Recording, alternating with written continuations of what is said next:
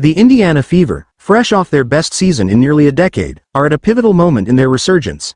After finishing the 2024 WNBA season with a 20-20 record and clinching their first playoff berth since 2016, the Fever are positioned to become a consistent contender. Though their postseason run ended in the first round against the more experienced Connecticut Sun, optimism around the franchise is soaring, thanks to young stars like Caitlin Clark and Aliyah Boston.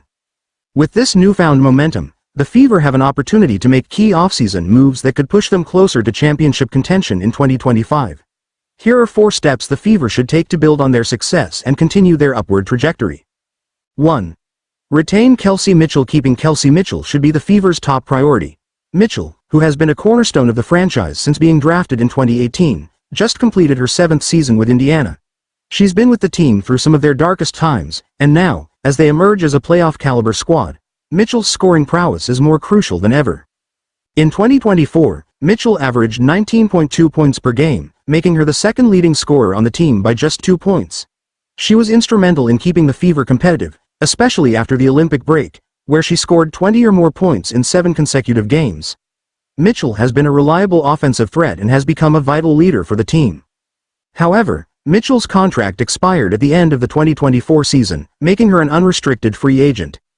While she has not publicly committed to staying in Indiana, the Fever have a significant advantage in retaining her. They can offer her a supermax contract, just under $250,000 annually, and can also use the WNBA's core player designation, which would give them exclusive negotiating rights for 2 years. Given the team's salary flexibility and Mitchell's importance, the Fever should pull out all the stops to keep her in Indianapolis. Though the 2025 season is the last year under the current collective bargaining agreement, CBA, and many players, including Mitchell, are reluctant to sign long-term deals until the new CBA is in place. The Fever should still aim to secure her for at least 1 more year. Re-signing Mitchell would ensure that Indiana continues to boast one of the league's most dynamic backcourts with Mitchell and Clark. One of Indiana's biggest challenges in 2024 was finding consistent production from the power forward position. Nalissa Smith, who started most games, provided offensive firepower but struggled defensively, leading to a decline in her minutes as the season progressed. The Fever also had Temi Fagbenell, a solid defensive player, but injuries limited her availability. She missed nearly half the season with shoulder, thumb, and foot issues. The Fever need stability at the forward to compete with top-tier teams. Fagbenell, a restricted free agent, could be a strong candidate to re-sign if she can stay healthy. But Indiana should also explore the free agent market to upgrade this critical position. One intriguing option is Natasha Howard, a former Fever draft pick who has since evolved into one of the league's top power forwards. Howard, the 2019 WNBA Defensive Player of the Year, has won 3 championships and is known for her two-way play.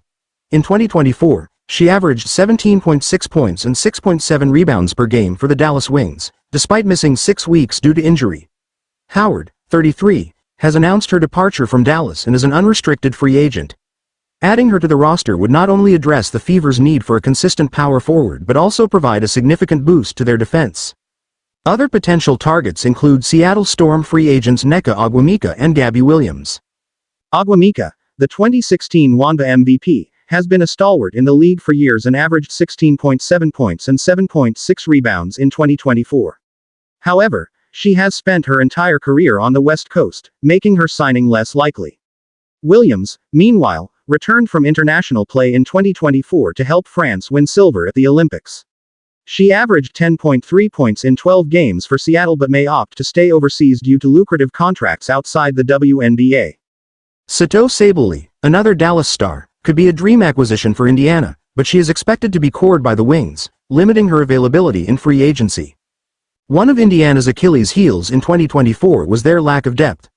The Fever frequently relied on their starters to play 35 or more minutes per game, which led to fatigue and exposed the team when starters got into foul trouble.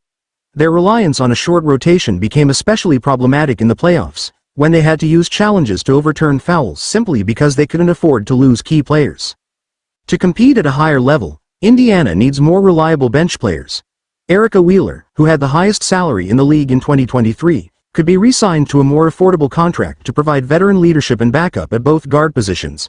Wheeler has been a key locker room presence and a steady performer.